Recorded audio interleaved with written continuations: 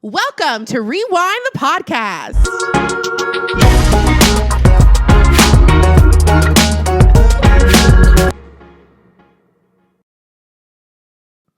What up, everybody, and welcome back to another episode of Rewind the Podcast. Live from Coachella, California. Is it Coachella a place? I don't think so. I think the place... The festival is called Coachella. I'm aware. Thank you so much. The city. I think, no, it's just outside of Palm Springs, but I think it's kind of like Manchester where it like becomes Coachella for the weekend. Indio. Oh, like the color. That's indigo. Oh. Stupid. Don't piss me off. Let's get going. Okay, did you go to Coachella Weekend 1? No. Flower crown, panties out. Can you imagine me? If I'm ever invited to Coachella, I would love to go. First of all, don't put her in a tent. Love to go. Would love to cover. Would love to see the bands. Me camping like that. One time we had Bonnaroo tickets. Oh, girl, tell the story. And we paid $1,000 bajillion to go to Bonnaroo. And I wasn't even camping then, and I was stressed about getting on the shuttle back to Nashville. The minute it got canceled, I was so happy. She said she did a little happy feet. She said, like, God will make a way. It's so hot. It's so hot for no reason. Remember, in the desert. That was the year, it was like the first year they were doing it after COVID, so it was still like in September. Yeah, and it was still hot. Still a bajillion degrees. Okay. First things first. Lady Gaga. Papa freaks out. Oh. Okay, can I be so honest? Tell me.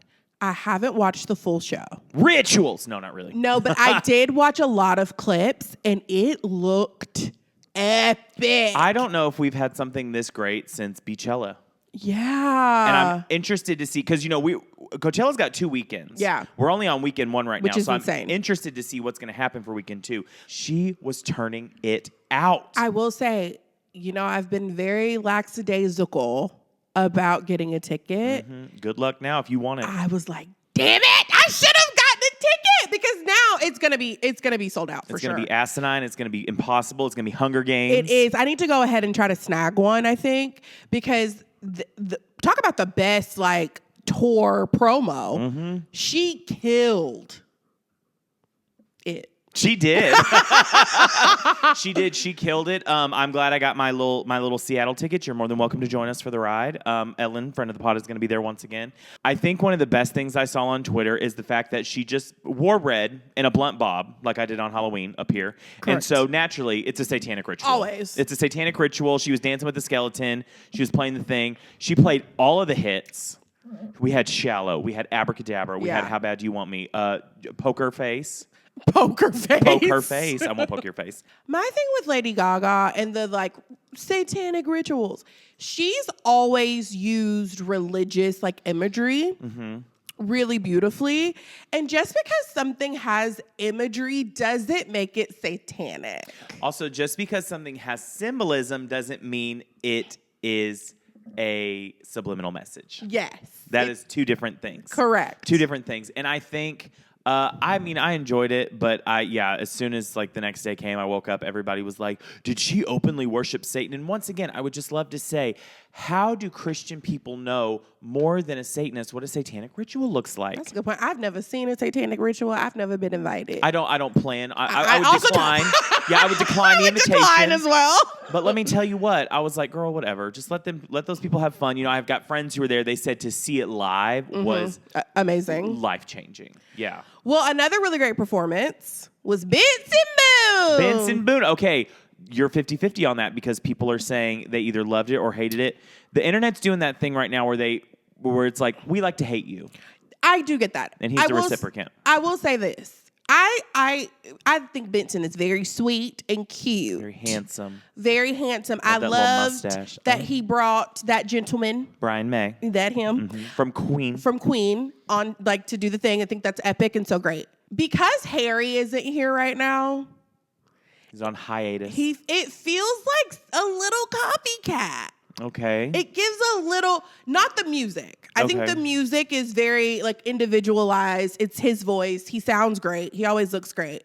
But the vibe gives a little copycat. And as a Harry stan, I don't love that. So are we talking like curly hair with a sparkly outfit? Yeah. Yeah. Like, it literally looked like the exact same outfit he wore to the Grammys. So, okay. Different color. Curly hair, sparkly outfit, Harry Styles. Curly hair, sparkly outfit, Mick Jagger.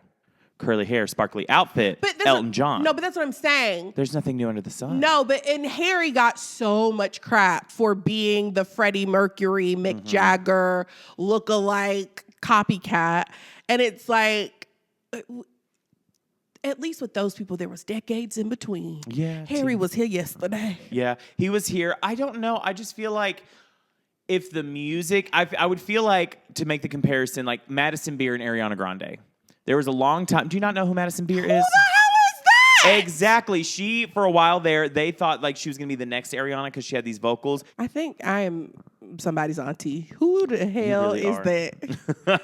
Madison Beer? Madison Beer. She was just signed. Okay, well, go on, Mads. Go on, Mads. But I feel like it's kind of that comparison. I feel like they're going to have to find their way. I don't know. I just feel like there's a lot of people who are kind of alike. And I just feel like the Harry comparison, Harry's English. Benson Boone is from Utah, I think, because he's Mormon. I don't know. But I don't know. To me, I would almost put him more with like from a queer baiting standpoint, almost like a Charlie Puth. Like, Mama, are you gay or not? Oh. You sucking that cock or not? Listen, first of all, wildly inappropriate. It's not wildly inappropriate. If you're going to queer bait. But he's not. But what has he done that's Mama, queer? the queer baiting, the posing, the grabbing the junk. You're not allowed to grab your junk. That's not exclusive to the gays. It's not exclusive to the gays, but that he is catering and pandering to the gays for the gay vote. Or to women. No. We like a crotch grab. Ask Michael Nim. Who's Michael? Jackson. Oh, well, that was different. I think you want him to be gay. No, I think... so you putting a lot on Benson. Benson didn't do nothing. No, gays out there, you know exactly what I'm talking about. We've seen it with Charlie Puth. We've seen it with Harry Styles. He always agrees with you, so it doesn't matter. We've seen it with Harry Styles. We've seen it with that little boy from the Harry thing. Styles when the music is not doing well. That's not true. That's so true. When the music's not doing well, they cater, and then they get the gays. This is how I feel. Shawn Mendes. But Shawn Mendes and Harry Styles were kissing men on the lips. Shawn Mendes has never kissed anybody on the lips. He went kissing men on the lips? No. Oh, I thought he was openly kissing men on the lips and stuff. No. By the way, say hi to producer Gabe. Oh, okay. Allegedly. But I'm just saying, like, I thought, but he is he's on an exploration. I guess he's doing that in mushrooms. That's what Sabrina Carpenter wrote about. Like that, I feel like Harry in particular too was kissing men on the lips and stuff, and low key was like with other men. That's what make you gay. From another gay man's perspective, not because I'm agreeing with Raven, even though we have a very similar mind. To me, it gives, I'm Mormon and raised in Utah, and now I'm famous, so now I get to be hot and sexy, and so I'm gonna like wear my G-string and grab my crotch and have everyone just love me, whether they are gay, straight, bi, LGBTQIA. Yeah. Pandering. Also, if it doesn't go well, will he go the other way? Because that's the other thing. What is the other way? He's going to go Why are you putting him in conservative this right box? pipeline. Conservative right pipeline. Girl, he already wore a little baby doll dress. Okay, back to the point. Back to the point, yeah. Coachella. We're not going unless there's no tent. Unless we're invited to go to work. Yes. I don't see myself going for fun. No. But I will say one more performance that I thought was cool was Megan Thee Stallion. Until they yanked that mic off. Okay, now she was on Color People time because she wearing over. But okay, this is how I feel. I'm of two minds. This mine and this mine. Which one are we going with first? On one hand, this is art, baby. Mm-hmm. We're in the desert. We're doing the things. There is dust flying in the air. Give her the time. Give her the time. And nobody clearly has anywhere to be. Exactly. But on the other hand, if there's like noise restrictions that you have to pay $100,000 for running over, bitch, if you don't get off this stage. But this is my thing too, is Lady Gaga went, so 11 o'clock. She went on at 11 o'clock. Now, Green Day, they went on at like 9 or 10 the night before. Now, granted, she was not the headliner. So I would understand that. But at what point in Coachella does the noise fine start? Because Post Malone went on, he had lights and explosions. And do people live over there? In Indio? I would hope not. I just feel like it's excluded. I don't know. All I know is that she was hands on your knees, shaking ass on your thigh shit. And it said, hands on your knees, shaking ass on your thigh shit. She couldn't do it. Poor thing. Poor thing.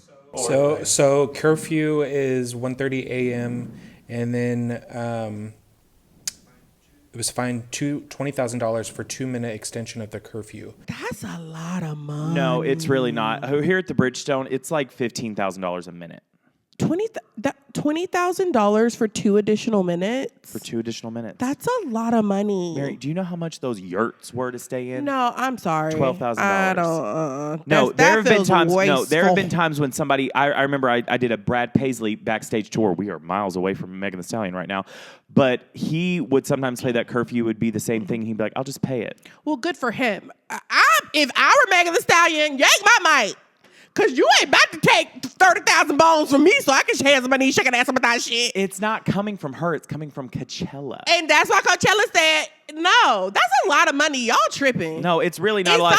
If you are making that much money off tickets, it is not a lot of money. We see how much y'all charge. They were charging $30 for chicken tenders. Y'all tripping. Chicken tenders. That's still crazy. Were there any looks that you liked? No, I was more curious about why these little Gen Z people are wearing thigh-high boots and pants in 100-degree weather. It gets cold at night. At night. What are they doing during the 100-degree day? I'm a person that can wear boots and not be hot. Well, my legs don't get hot. You're always hot. Oh. One person that I was like, she does festivals the right way is Alex Earl. Every look, she's dancing in the crowd. She's on people's shoulders. Like, she is there for the content. Of course, it's her job. Mm-hmm. But she looks like she is having a damn good time. She's there. She's in a yurt. She's hanging out. I don't think she's in a yurt. Now, let me tell you who I don't watch Summer House. Sierra Miller was turning out her looks with her little Victoria's Secret pink. Gorgeous, gorgeous, gorgeous. Gorgeous girls. They wear Victoria's Secret. See, that's what I would be. I would be out there in some coochie cutters, a man thong, my little mandals, and maybe nipple tassels. But my thing with the sandals is you need something with support because you're doing a lot of walking and a lot of standing. I'll do one of the sandals with the Dr. Scholl's in it. Because that's the only thing. I will say, I'm excited that the girlies showed up. I felt like last year, no one dressed up.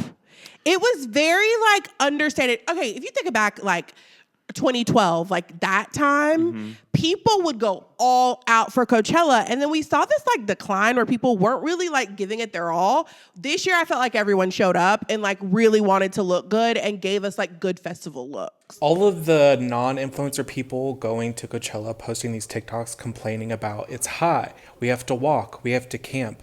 What did you expect? It is a festival in a desert. I'm so like... That would be me. Yeah, exactly. It's hot. Why we gotta walk? It is. I don't want to do this. I will say though, people were saying that this was like the most unorganized Coachella has been. Like people who have gone for years and years has been like, entry was terrible, parking was terrible. Normally there's like a better system, and I think that somehow this year things went a little haywire. I feel like I'm sounding like someone's Republican uncle today. I'm like, nobody wants to work. Nobody wants to work. Benson Boone is gay and the kids are wearing boots. What is happening? What is happening at the Coachella? No, this is the one thing I want to talk about Coachella because this was the wildest thing to me. These people who are tent camping, car camping, whatever they want to call it, and they're bringing vintage rugs. They're setting up oak tables and they're doing like all these little like trinkets. Like, here's my snacks. And they're like turning these little tents into like full-on cabins. It is wild and weird to me. I think it's amazing. No, I think it is the weirdest Why thing. would you not make it? You're going to be sleeping there like 3 nights in a row. Why would you not want to make it comfortable? People are going to rob you. People go through that campsite. No, people really don't be robbing people like that at Coachella, they say. Did they tell you? That's first of all, there's this thing called TikTok where people document their experiences. Well, who's documenting their experience? It sounds like you're watching Alex Earl. But that's what they say is that like there's this like respect like underlying rule that like people like stay away from other people's stuff. I know a lot of the tents you can also lock. Like there is a lock that you can use when you're going to like the shows and stuff. But I've never heard someone be like, oh, my stuff got stolen. I've literally never heard that story, which is odd. If I saw somebody and I knew my neighbor was going to be next door to me and he brought one of those lamps that they have in Jumanji to hang by, I'm pissing in that tent. But also, I'm going in there and But also, you get to know the people in your surrounding area, and everyone like looks out for each other. I think it's sweet. Yeah, because you need ecstasy. Say it one more time. Because you need the ecstasy. Okay, because that was crazy. Yeah. If you want to invite us to go for your brand on your behalf, we are totally interested. We are ready. We are willing to stay in a yurt. No, wait, who said it? In a home we're going to go to the festival. We're going to get in our car. We're going to go to our home. Oh, okay. I would take a shower, sleep, eat, and then get back in the car. I will say, have you seen that on TikTok, the hour-long shower line? Yeah, no. I'm not doing that. And I would never feel clean there. No.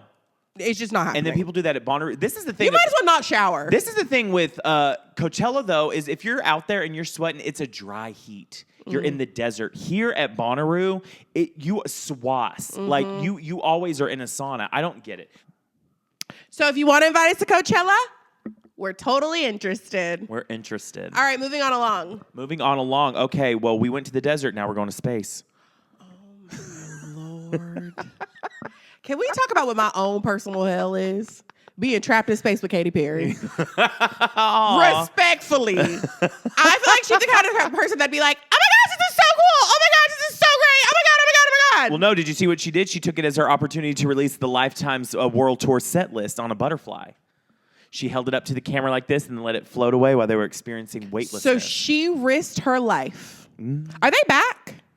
Girl, they were up there for 11 minutes. No, not even 11 minutes. 11 minutes, toe up to toe down. Why did we do this? Because what do the other people say? It's a distraction.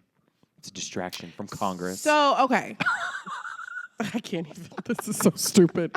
Okay, so let's start with the fact that the one thing that shocked the hell out of me was black folks getting on this spaceship to go up. Did Gayle willingly get on that ship? Because every meme account and video we've seen, it looks like if she is in the Illuminati, they said, you got to do this one. Literally, she does not look thrilled. No.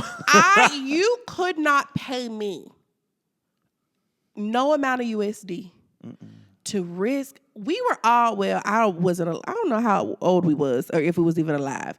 When we watched that teacher try to go to space and that thing blew up in the sky. And it blew up in the sky. You could not pay me any money. Now, I will say that technology has gotten better. I don't give a hot damn. Ooh. 2 weeks ago, the people thought it'd be cute to go on the submarine. Dead. Oh, yes, Ocean Gate. Dead. Yeah, and then Katy Perry Gate. Dead. Fly high. So no. Yeah, no. Okay, so I'm going to present you with the impossible. If you had to do one, you have to car camp at Coachella or you have to go up there with Katy Perry. Car camp at Coachella. Even your earrings said, "No, I'm out." Car camp at Coachella. Car camp. My ass is on the ground.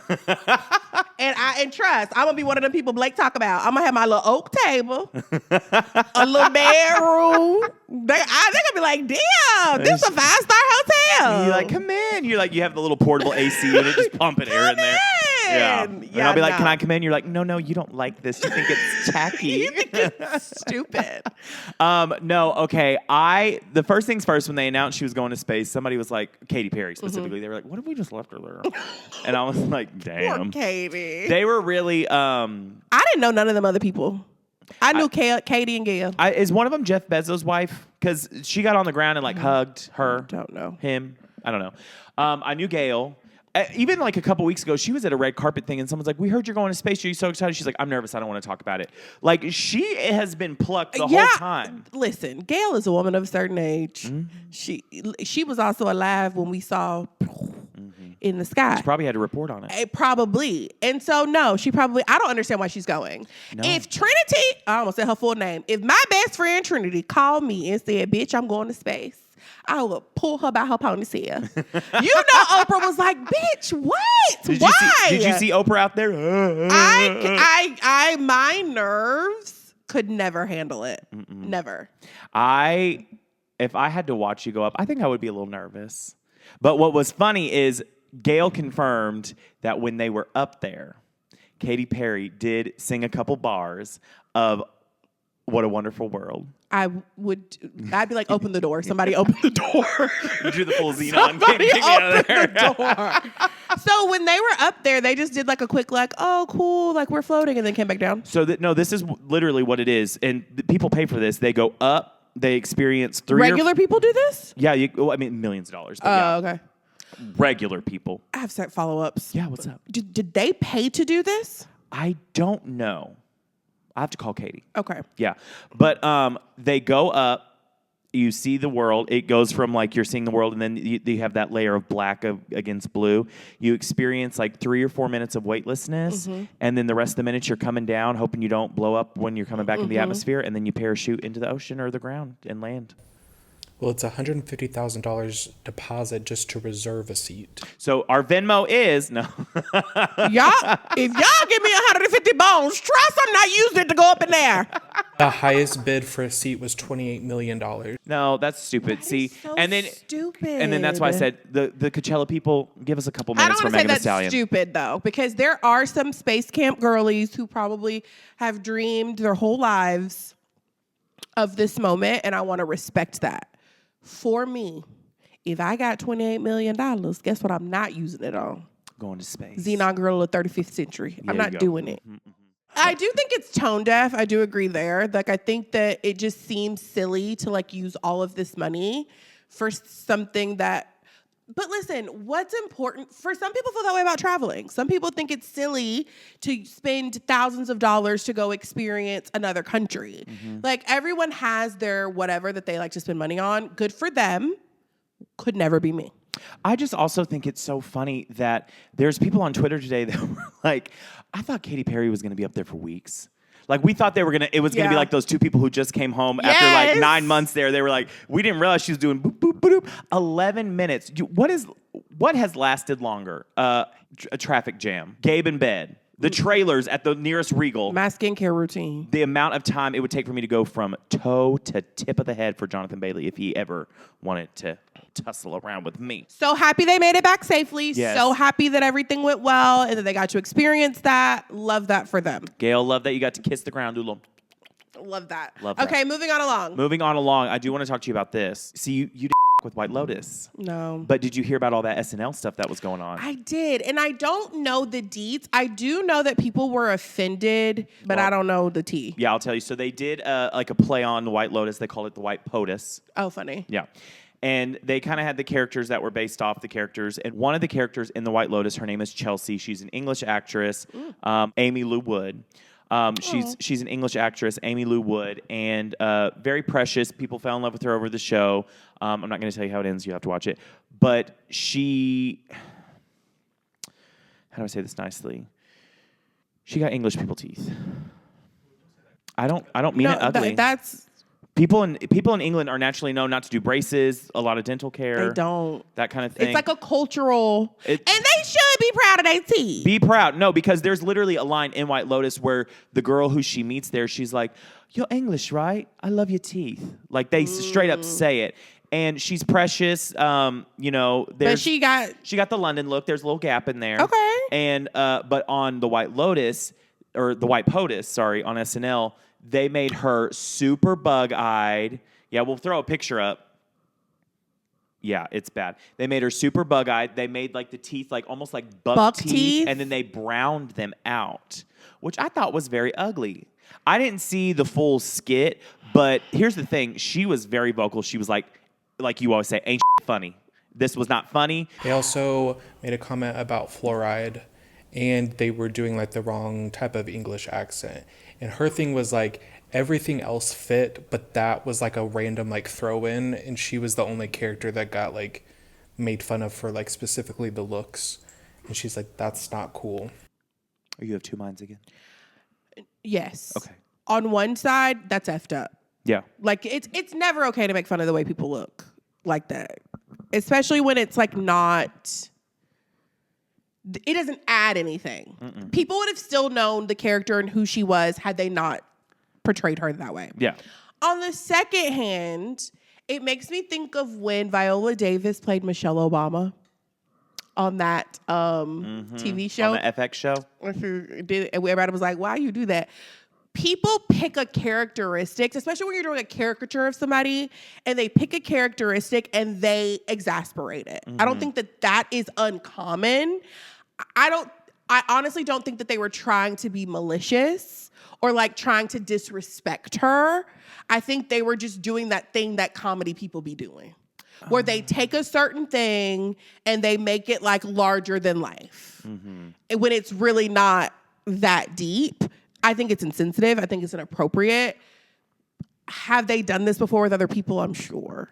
Yeah. I don't think it's like a her thing. I don't think they got in the writer's room and said, let's hurt this girl's feelings. Yeah. I just think like, I don't know. I think it's also just a mode of comedy. Like there's other things you can do to point out that that's like the character. And I just don't know why it makes when me you're think doing that. When they do like, there was a guy, I can't remember his name, but he like bald in the middle. And when they like bald out like a whole part of his head, you know, like they just over exaggerate. Yeah. SNL humor is not always for me. So I'm not the target audience, but I don't find that kind of stuff funny. Yeah. So maybe, whatever. I don't know. Aimee Lou Wood, I mean, we love you. Yeah, so. That sucks. I hate that for her. That's not her name. Aimee Lou Wood. Aimee Lou Wood. You know we love you, girl. As soon as I said, I was like, that's not her name. To quote the famous Hillary Duff, I don't think it's fun to get made fun of on SNL. I don't think it's a treat at all. I don't think it's a compliment. I would love for them to make fun of me. On SNL? 100,000%. I would rather just be on SNL. Yeah. I don't want to be made fun of. I would just rather be. I want to do live from New York. It's Saturday night. I want to do that. Okay. Yeah, I think that would be fun. Cute. Okay. Tell me.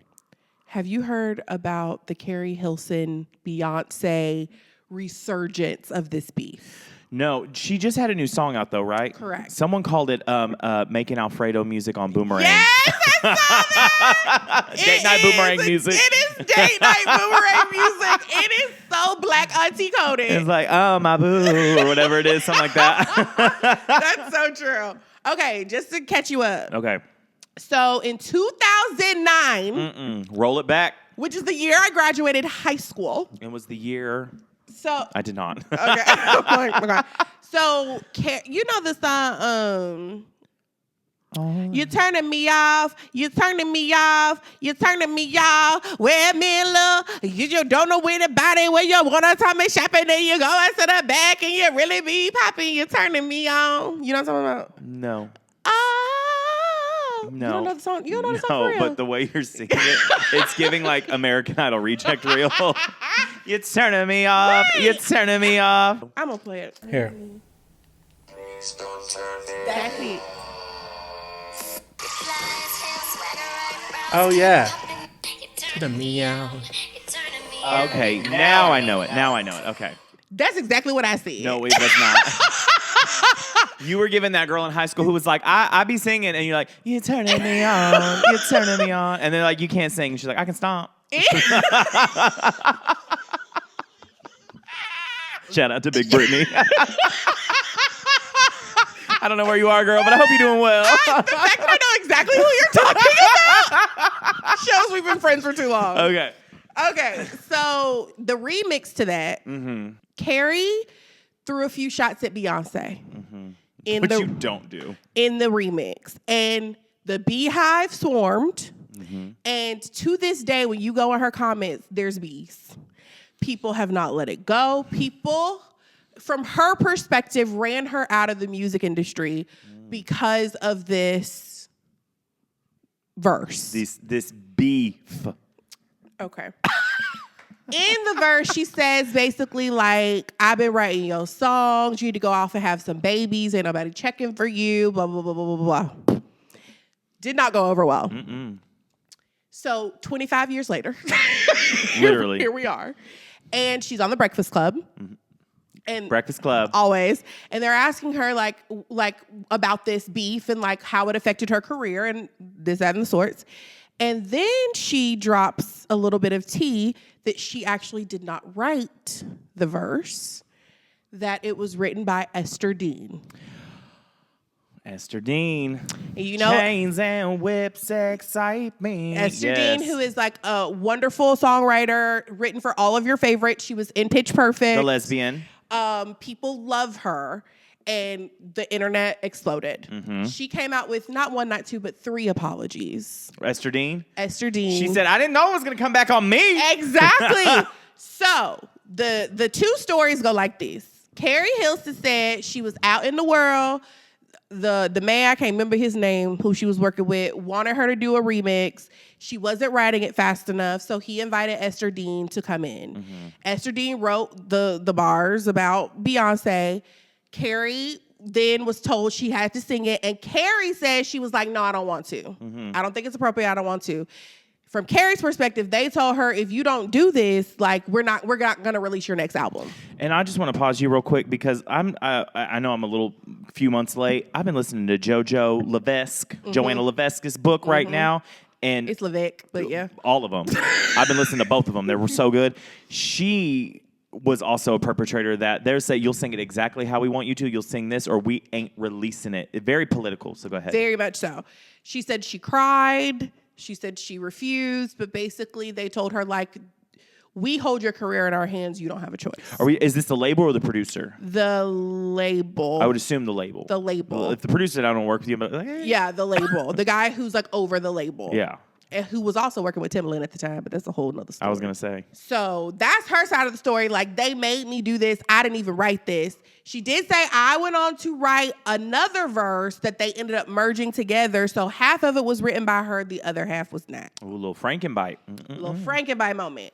Well, then Esther came back and said, hold up. She said, I got the journal. Wait a minute. She said, yes, I was asked to write a verse under these parameters, these contexts. I was just the writer. She said, did it age well? No. Was it inappropriate? Yes. But you're acting like, and I'm paraphrasing, I'm putting all kind of words in Esther's mouth. If you want to see what she said, you better go on Instagram and Google it and find it yourself. Hit us with it. Allegedly.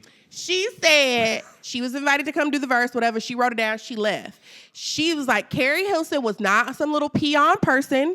She was a superstar at the time. She, did her thing. She was like, they invited me to do the rights. And I wrote and I went home. But see, everybody else in the situation later went on to work with Beyonce and Jay-Z, but Keri. The question was posed, especially on Here's the Thing. We love Here's the Thing up here. Hello. How much did this affect Keri's trajectory of her career? I think maybe in a way she got chicked.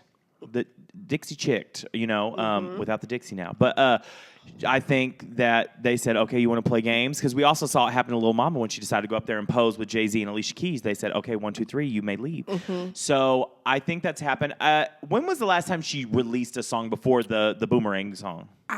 A long time. Like, she left music. Okay. Because of this? Or just nobody wanted to listen to her? And that's the thing. And that's the argument. People are saying there's 2 camps to this. It's like, on one camp, it's like they drove you out and you didn't have the whatever to continue making music. The second camp is like, girl, people be in beefs every day. You don't you keep working. Yeah. Yeah, because I don't know so for me, Sierra. We know. She has stayed releasing music. She had her big hits when we were like junior high school. Step Up, 1, 2 Step, all that kind of stuff. But I did not, as a consumer, keep following her career. But there's people who still ride hard for her. And then they were recently like, oh, she's back with a new single. And I was like, oh, she's coming back. They're like, she's been releasing an album this whole time. Yeah. So if Keri Hilson was also doing that, I mean, that's where I'd be like, oh, sorry. But it sounds like she dipped. She dipped. She took 15 years off. Okay, yeah. She did say she had a Something Adele really wants to do. I know, right? She had a Megan Thee Stallion moment where she went somewhere for her mental health due to the bullying of it all. This how I feel. And I'm going to say it with my chest. Yes, what happened to her was unfortunate. Also, of course, this is all centered around a man who ended up getting off scotch-free. Let's start there. Because we don't, and who's that man's name? Papa Doc. I don't know what that man's name is. Not Papa Lock. That's what you call when you can't get in the house. I don't know. I can't remember. Put it in the comments. Y'all know who I'm talking about. Yeah, y'all know more than us. Of course, this is happening behind a man who pitted women against each other, and now they're having to defend themselves, and who knows where the hell he is. my second thing is when you do stuff like this, you kind of got to stand on it. And you sang the words to the song, whether it was because you had to or wanted to, whatever the reason is, you're the artist, you sang the words. Now, as a individual, and I'm not trying to take away from her mental health and like all that stuff. Sometimes you need to step away. Yeah. And you need to take time for yourself and you need to gather yourself to come back. Yeah. Girl, you can't let people run you off your job. No. You got to say, I'm going to stand on it. You got to be like, listen, I'm sorry, Beyonce. Girl, you know we was playing. And you keep releasing your music. Yeah. And now isn't that you don't get to then be like, well, the Beehive is the reason why my career didn't go where it was supposed to. Or Beyonce or anybody else. Like, you have to completely own every part of the situation.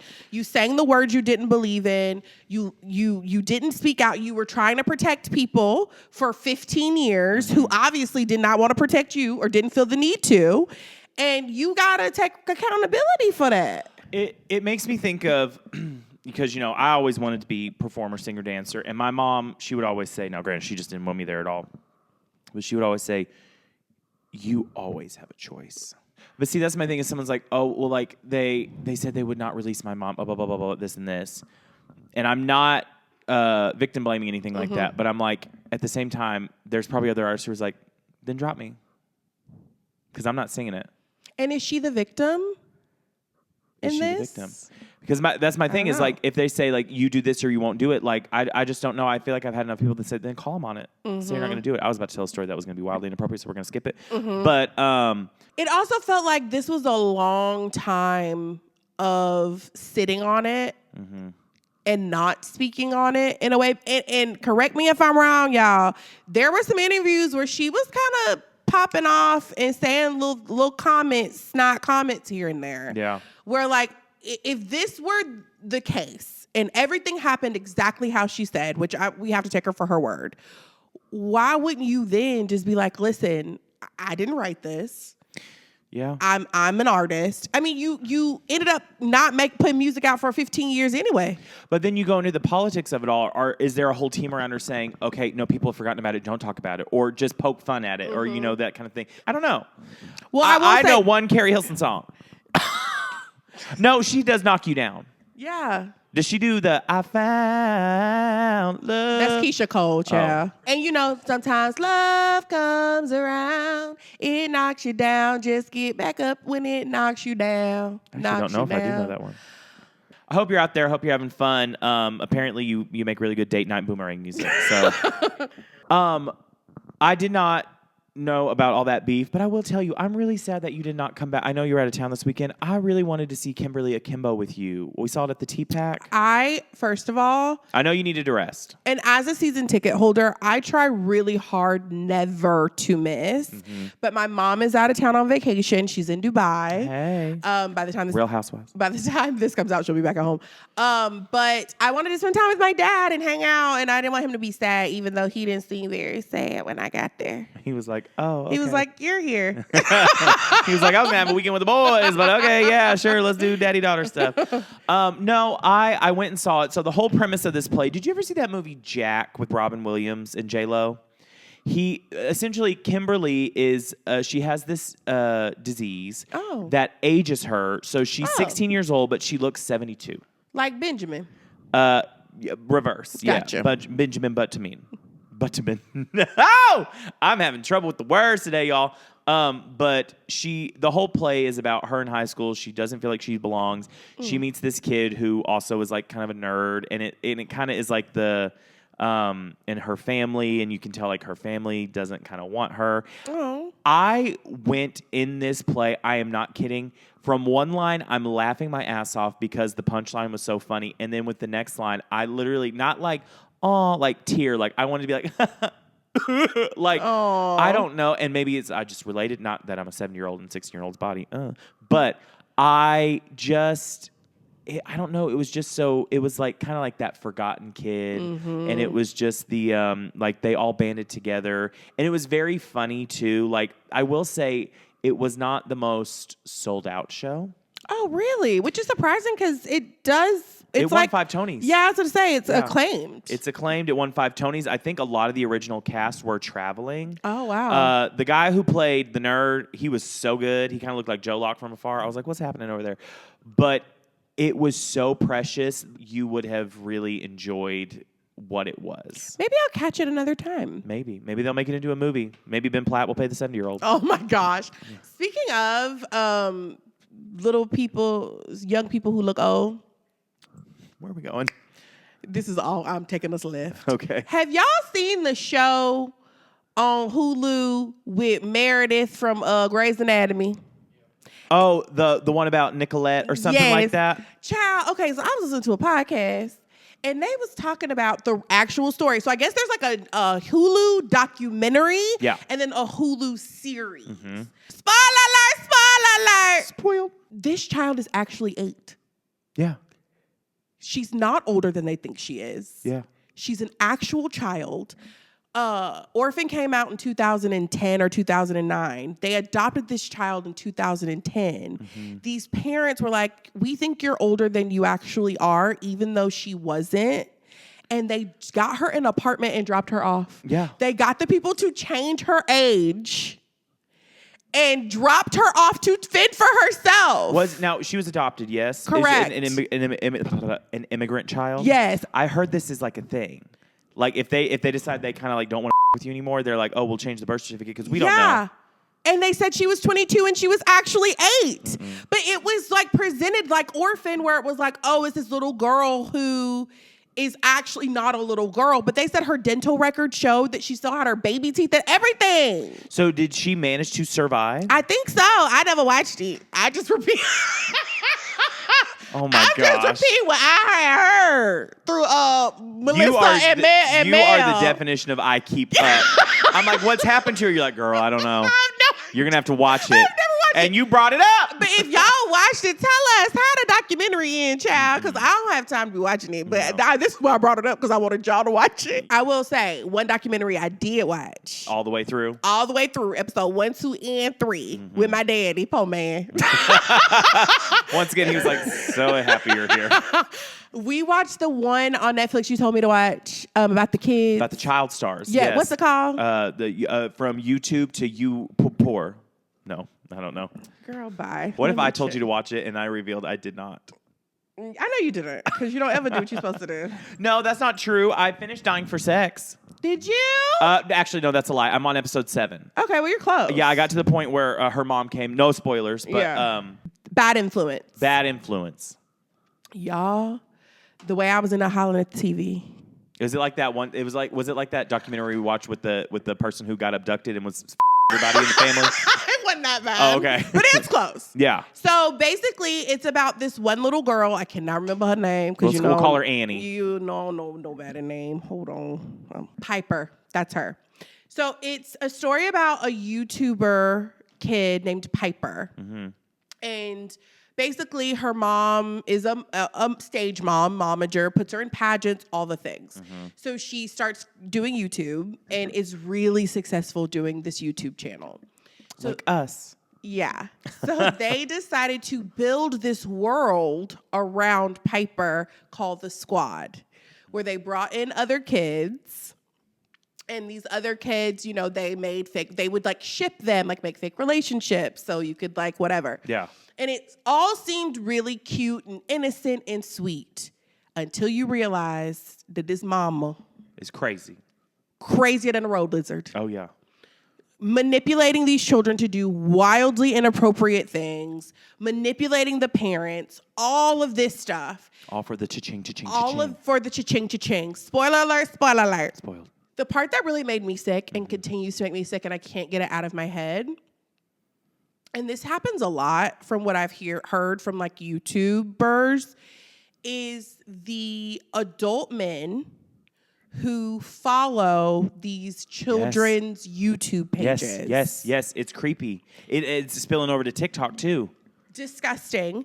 So this mom is so crazy that there was a man named Megan who she would call, like, this is a follower, and she would have her child talk to this man on the phone.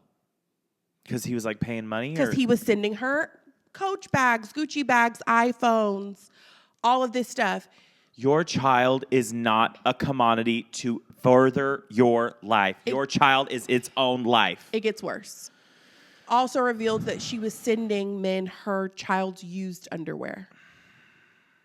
Is she in jail? Her name's Tiffany. She's not in jail. Why is she not in jail? So her YouTube channel did get demonetized. So she's not, because if there's any scandal that you can no longer monetize on YouTube. Yeah. So now Piper, who is just shy of her 18th birthday, this baby has not even turned 18, is now doing an OnlyFans equivalent where children can have people pay for subscriptions for their content. So there is an actual website where you can have paid subscriptions from children, and adults can pay for content. Please know the question I'm asking is not in support of this, but obviously it's not like child pornography, but the fact that a grown person is doing this. No, it is not. It's not. It's suggestive. It is her dancing around in bikinis. Okay. And that kind of thing. So it's like basically everything that's not going to get these people sent to jail, but you are creepy as correct. Okay. And that is where she's now making her money. So is she, okay, well, she's not 18 yet. Do you think when she turns 18, she's like, it's over, it's out, I'm done? It seems like her mother has a huge influence over what she does. And like these other parents, there was a lawsuit. There was 11 kids who filed a lawsuit with their parents against Tiffany, who was the mom, who was basically like low-key, like wasn't even paying the kids, to be honest. It was like, if you come on and be a part of Piper's world, then you get exposure and you can go off and start your own YouTube channels. But she was still making money off of their YouTube channels, would demonetize them if they left, would like threaten them. It was a whole thing. So at what point in these episodes you said, Blake's doing this to us? That check better clear. I know that. But good. Yeah. Not the suggestive stuff. We all know yeah, the joke. Okay, anyway. But yeah, it was absolutely wild. It really highlighted like where there needs to be more protections for children on the internet. Across all 50 states. Exactly. Because we'll talk about that, but go ahead. That's so true, because like California has, I think, Illinois, but like there's a lot of states where there are no protections. She was making these children work 16-hour days. There's no craft services. There's no tutor. That baby didn't even go to school. No. Because she said you're going to sit there. There's Shirley Temple in her. And Shirley because she's Temple the her. parent, she can 100%. sign off on that. And this is my thing. I don't know what they call it. It's like, it is some law, but that's why you got all these California or all these Illinois parents out of nowhere being like, we really prayed about it, or we were really wanting to seek nature, and so we're all going to move to Tennessee. Yep. And they're out there in the hills of Antioch, I don't know, and they're making those kids work for the dollar because they are not doing that here. But they'll deny, weed. That happened in our Senate recently. I don't want to talk about it. Anyways, I just think it's so dumb. But to go back to your other point, too, men are disgusting. But I saw somebody on TikTok say one time, they said, if you ever see a child, like, come across your For You page, and it's like, oh, like, she's being cute, or, like, he's doing this little thing, they said, look at the likes, look at the comments, look at the saves. And the saves, if it's, like, 1,000 likes, 2,000 comments, it's, like, 45,000 saves. And it's like, people are disgusting. And the thing is on another note, people are disgusting, but these parents who purposefully put their children in suggestive positions and contexts for this reason, that people are preying on there's one person in particular, and I'm not going to say her name. Wait, I couldn't even understand. Oh, okay. No. I know who you're talking about. Okay, yeah. It's like, why is she eating a lollipop or licking an ice cream cone it is just disgusting. I was so grossed out, but at the same time, like, this kind of stuff needs to be made so that to bring awareness to the fact that these children need to be protected, and obviously it's not they're going to be their parents who protects them. Can I say something controversial? I don't think this needs to be made to bring awareness. You should know not to sexually suggest your child. It's true. You are supposed to be the safest place for that child, and you're sitting out there and saying, get out there and go do it. By the toes down the street. And on top of that, the sexually suggestive things that Tiffany was doing to the children. No, I don't want to talk about this anymore. It got worse. It was like, it was bad, and it just got worse. and worse and worse. They ended up settling out of court for not that much money. It was like $170,000 a piece. And I was like, she need to go to jail. Jail. No, prison. Big jail. Yeah. So, and she needs to meet those other women there said, oh, you like to mess with children. Exactly. Do I recommend it? No. Okay. I watched it for the sake of the pod. Yeah. It was an interesting story. It was hard to watch. Yeah. I would not watch it again. Not everybody in this world needs children. No. And not even from like we want to love kids. That's great. I'm glad you do. There's so many people that the children is a check to them. And I don't like it. It's gross. So I'm going to move along and say, did you see Warfare? No. Speaking of, those children should have never been there in the first place. What's that movie about? So it's about You want to give us a synopsis?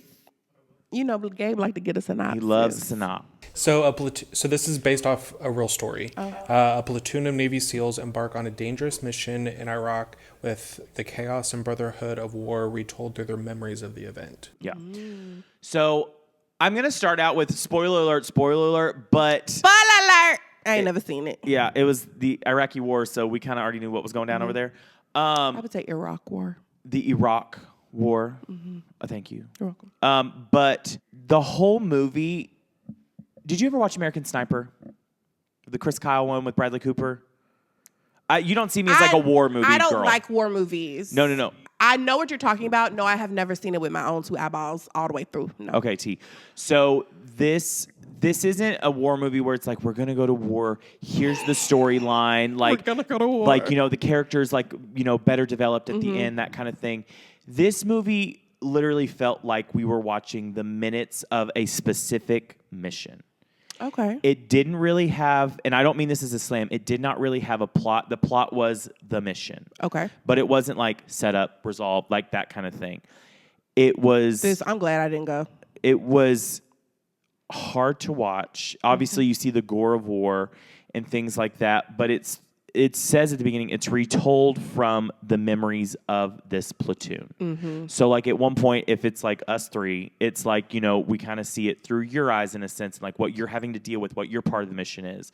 And then it goes to me and it's like, oh, I'm having to watch this, or I'm having to go out there. I'm having to take this person to the escape tank, that kind of thing. This person's here for the first time. And I will say the one thing that was fierce was the sound editing, because they like the way they would create like the way you feel like when you're anxious and like you don't hear anything and this person can hear everything. Like it went in and out. But the whole thing I took away from that movie, and I grew up in Texas, obviously very patriot, that kind of thing. And I'm not going to get into all that. But I walked out of that movie and I was like, not one of those babies should have been over there. Not one of them. And, not nan one. I'm so sorry. And I hope I'm not Natalie Mainsing us right now. But I'm so sorry. This is my issue with it, and call it what you want. I'm going to say this, and I'm going to say it with my chest. Y'all can be mad. It's never Chet who's going off to war. It's never trust fund kids. No. It's never wealthy kids. It's always people who... are there for scholarships or school or don't know what they want to do. And this is coming from my dad served in the military. I have several family members who are veterans. Same. And I this is not to take away from anyone's service, because obviously like it is a necessary evil. I will always thank them for their service. In the world that we live in. Because baby, what am I going to be doing there? Singing Katy Perry at Iraq? Crying. Iraq? So I appreciate everyone who has done that and has sacrificed in that way. I'm not putting my baby over there. We gonna have to figure something else out. You gonna go? They come home and they talk to us at the high school. I want to join the Marines. You say, I can't. It's because it's always poor people, black and brown kids. I don't like it, and it feels very predatory in a lot of ways. And I do see it is such an honor to serve your country in that way, but it's a hard ask. It's a hard ask. Also, I will say, have you noticed this? Speaking of predatory, have you ever noticed we are Regal card-carrying members? Hello. Before big action movies where there's a lot of blood, guts, and all that, there's always an ad for do better, join the Army, join the Marines, join the Navy, be the better person. Next time you go to like a big action movie, notice there's always an ad for the armed forces. And it's like, let's get them riled up and be like, I could do that. It's that's subliminal. Exactly. And I do think that there are people who that is a job that they want. Yeah. And it's a job that they actively seek. And I'm not talking about those people. I'm talking about the people who feel like the only way that I'm going to survive and get a paycheck or live a life of any type of like being able to take care of myself is if I risk my life. Yeah. And it's not because they're overly patriotic. It's not because they have a calling to serve their country. Mm-mm. It's because we live in a system and in a world where that's their only option. Yeah. I don't like that. They come to that high school classroom and they say, oh, do you want to go to college but you can't afford it? Join the whatever reserves. Yep. We'll send you. And then before you know it, you're over there doing stuff that you never thought you would be doing. And I don't like it. Inappropriate. And then this was one thing that happened in the movie and Gabe, you can correct me if I'm wrong. I think I'm telling it right. Is at one point they call for help for evacuation. And essentially they were like, oh, we can't come. It's too dangerous. Like, you're on your own. And these are children. Children. I had a family member who joined, I think, at like 26 to 28 in that window. And I didn't realize at boot camp they called him grandpa. Yeah. I did not realize they're that. fresh out of high school. My dad graduated in May and 2 weeks later was at basic training. Mm-hmm. Never lived away from home. It makes sense now. Like when they were like, "Who's joining the armed forces at graduation?" We like did like a 10-minute standing ovation. Partly because patriotism, proud, but then the other part was like that. Oh, I couldn't. Anyways, I won't be seeing it. I'm glad I stayed at home. I'm glad you didn't go to that one, but it was good. Let's change gears. Yeah, let's go somewhere else. Oh my gosh, did you watch Summer House? I did. Did you really? No, I didn't. Okay, so this episode was actually a really good episode. Mm-hmm. So we had a mix of things. Let's start with Lindsay and Carl. Mm-hmm. Let me give you a little backstory. Okay. So Lindsay and Carl lived together in the house for years. Okay. Eventually start dating, become from friends to lovers, get engaged. 2 months before the wedding, call off the wedding. Okay. She then, like a month and a half later, gets pregnant by somebody else. And now it's summer and we're back in the house with the two of them post-breakup. Okay. Carl made it very clear that he has not slept with anyone since Lindsay. He's like learning, growing, changing. He's been inviting this girl into to come to the parties and stuff that he met. Mm-hmm. The timeline of them meeting, he met her parents first at like a hockey game, soccer game, something. The parents were like, oh, you should meet our daughter, da-da-da. They start DMing. The girl comes to the party and says out loud to one of the other girls that her and Carl started DMing each other, let's say in October. Mm-hmm. Well, in October, he was still engaged to Lindsay. So now it's dinner time, which is the best time at the summer house. Best time at summer house. And Lindsay confronts him and is like, you act like you are so sad and da-da-da, and you've been talking to this girl since October. Completely calls him out. And everyone's like, go get your phone, prove it, show the receipt. Receipts, timelines. That. So this is the part, Gabe, you tell me your thoughts. So he's coming down the stairs and he pauses with the phone and he's obviously looking through the phone, scrolling. Some people think he was deleting DMs. What do you think? I go back and forth. That's just not Carl's thing. Carl used to be drunk, drug user, all this stuff, has not been sober for 5 years. Oh, yeah. And so now he's literally just he's cute, but he's just a nerd. He's awkward. He doesn't know really how to flirt. Would I be attracted to him? Yes. Yes. Work. He's 6'5", but he's scrawny. Handsome. Yeah. That just is not the vibe of this Carl. Old Carl, I would be yeah, he probably did delete them, but not. I completely Old habits agree. Die hard. I think he was finding the DMs. But there's some discourse online. But basically he shows her, this is when we start talking, and she's like, oh, okay. And that was it?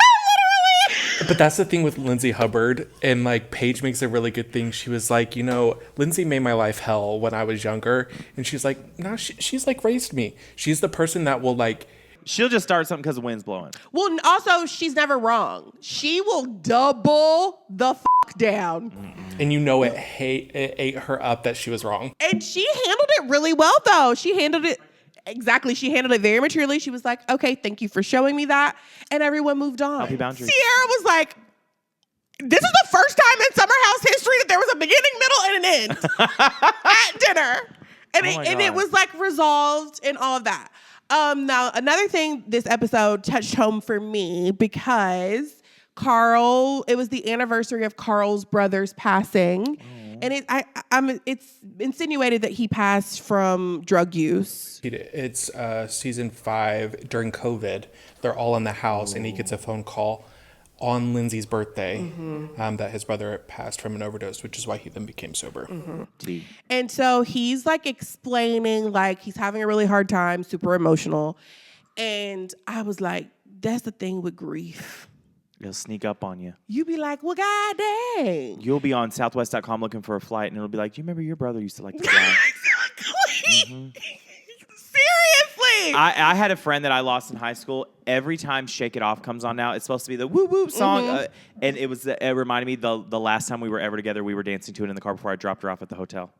And so I'm like, damn. And people be out here dying. It's so annoying. But like, listen, my brother has been gone for, honestly don't even know, 7-8 years now. And I went 6 years never really having any type of reaction on the date that he passed. Yeah. Like, I would be sad, but like, whatever. Randomly last year, could not keep it together, cried all day. Couldn't even get through work. It was a nightmare. And it's just weird that like, sometimes it's their birthday. Sometimes my birthday. Why am I depressed on my birthday? You're like, I'm not you ruining my birthday. Selfish. First of all, you had to go out here and die. And now you're ruining my birthday? Yeah. It is so wild. But I was like, oh, this was, and also watching those other men support him in the way that they did. They showed up. They, comforted him. It was really very sweet to watch. Yeah. Maybe I should watch this. I know I say that every week, but I mean, it just, the more y'all talk about it, the more I'm into it. What's it on? Peacock, Bravo? Peacock. Hulu? Okay, Peacock. The last thing, we are seeing the unraveling of Paige and Craig. Watching it from her point of view, again, I don't watch Southern Charm, so I don't know. But from her, it was like he gave her the ick. I'm gonna put 10 toes down right now. Having never seen an episode, she's doing better than him. He wanted to look blindsided so people feel sorry for him. Ding, ding, ding. You're welcome. You can see it like tearing her up because she does. Her in the final like moments, her and Sierra pulls her aside and is like, let's like talk about it, like what's going on. And you can see she's twirling her hair and like her face is not the Paige that we like know and love. And she kind of is going on of like, I don't want to, because Craig lives in Charleston, she lives in New York, and he wants her to move there. And she's like, I don't want to live in Charleston. Like I'm the breadwinner, and people are giving her that she said she's the breadwinner. But Paige is hot right now. And she is probably, don't he make pillows for a living? And no shade, I'm sure his pillows are very nice. Make your little pillows. Makes a good living, but she is that girl right now. She's the girl. And people were so offended that she said she was the breadwinner. And I still don't really understand why, other than people hate women. But I was going to say, because they said you're not allowed to tell a man that he can't make the money. Well, then go make it. But and like she said, if I stopped working, would we be able to live the same lifestyle that we live now? And the answer is no, so I'm not going to stop working. Exactly. And also, in any other heterosexual relationship, we know person after person where the woman was not making as much money, so they had to pick up their life and move to their man, or, they live in a city and he gets a job offer somewhere else, and because he's going to be making more money, you pick up and move. And it's like, why would he not move to her? Because he's the man, and men don't have to do that. They're the head of the household. It's ridiculous. Like, he was there a couple weekends ago. Yeah. On the show. Tea. And things are obviously falling apart. So we're just watching the unraveling. And I'm interested to see how they all talk about it in real time. And if he truly was blindsided. Tea. All right, well, let me know. Are you gonna watch? I don't know. I'll let you know. I just like I said, I just finished Dying for Sex. It sounds like I don't need to watch Tattletale or whatever the documentary Bad was. Influence. That one too. But I want to watch that one we're supposed to talk about next week, the first on the call sheet. I do want to watch that. I will say But this. I don't have Apple TV. Oh, it's on Apple TV? Oh, I thought it was on Netflix. I think I have Apple TV. I do want to say this. Are either of you watching this season of Real Housewives of Atlanta? I keep up. Because has Phaedra come in and out yet? Anything like that? Girl, I don't know. She was supposed to come back. You said you keep up. Here's what I was going to say. Do you remember a couple months ago when I told you that little secret?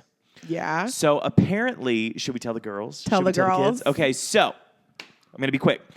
I'm in a show called Ranch Hands. It's a sexy cowboy show. You can come see it in Nashville. Let me know if you want to see it. I'll help you see it. Anyway, I'll tell you how to get a ticket. Anyways, so some of us were asked to do a little moment while the Real Housewives of season 16 of Atlanta visited Nashville for an episode, and we taught them a little line dance. We went out there. I got to be in like little character for what I do for the show, and the next episode, so this is airing as of Wednesday, so apparently from what I've seen, the episode that's going to air this next Sunday is when they go to Nashville.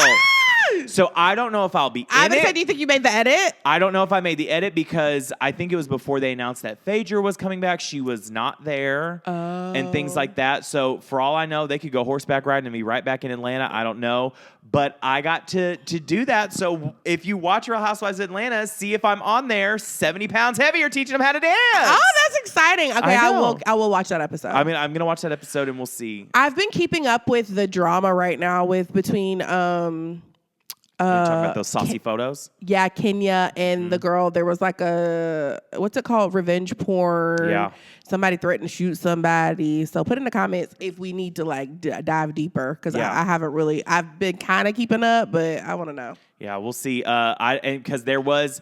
Well, I'm not going to tell you that, but you should just watch the episode and see what happens because all I know is there was a dance and some other stuff. So yeah, you'll have to watch it. But other than that, you got anything? That's it.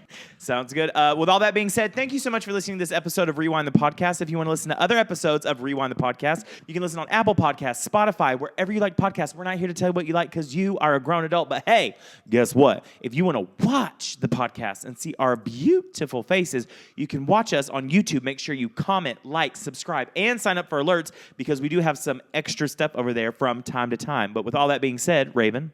Like Blake said, if you listen to us on Apple Podcasts or Spotify, leave us 5 stars and a review. You can find me on all social media platforms at I Am Raven Dawson. Gabe. And if you need a party and you're coming to Nashville, bachelorette, birthday, whatever, go to heybatchnash.com. Use code REWIND for 10% off. And I'm Chronically Online. You can find me anywhere there's a social media site at Blake Rackley. And with all that being said, we'll see you next time. Bye, bitches. Coachella Weekend 2. Let's go. Lego. Thanks for listening to Rewind the Podcast. Rewind the Podcast is a Laurel Street production, hosted by Raven Dawson and Blake Rackley. Rewind the Podcast is recorded in Nashville, Tennessee, and produced by Gabe Bryant. Our theme song is Famous Nobodies, performed by Rackley. Written by Blake Rackley and Matt Pingle, and produced by David Spencer. To contact Rewind the Podcast about sponsorship, business inquiries, or just to say hey, please email thatrewindpodcast@gmail.com. Thanks for tuning in. We'll see you next time.